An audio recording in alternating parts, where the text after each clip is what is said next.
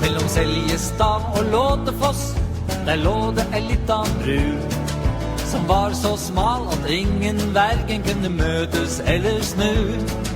Der kom det en dag en danske med Skoda og campingvogn. Han punkterte midt på brua, og så var sirkuset i gang. For midt imot kom en lastebil fra Frydenlunds bryggeri, og bakfra kom det en stabbers trailer med stabbers pølser i. Og begge ville hjelpe til, men god dag ble fort god natt.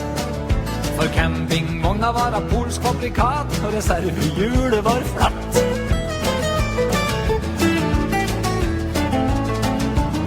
Så stod de der og klødde seg, og lurte på hva gjør vi nå?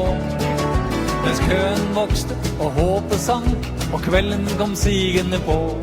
Da sa Frydenlund-sjåføren til stabbursjåføren, vi har jo både mat og øl. Så de åpna hver sin lastebil, så alle fikk forsyne seg selv.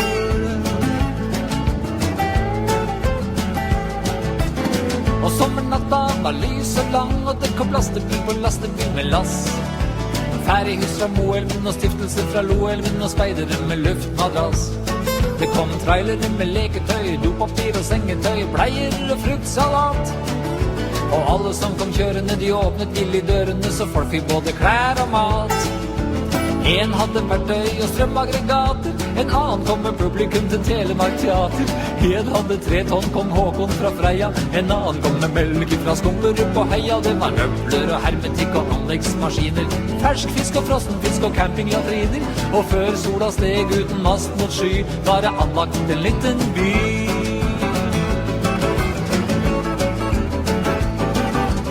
Og sommeren gikk, og de fikk herrefrisører, lysløyper, rotari og varaordfører. Og da det kom det tivoli på flere 100 tonn, fikk de støtte fra distriktenes utbyggingsfond.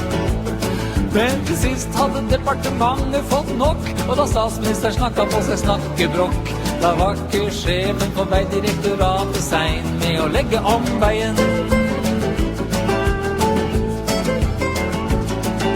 Og siden har ingen sett dem, bortsett fra en og annen fotturist, som kan melde om et lykkelig samfunn uten en eneste bilist.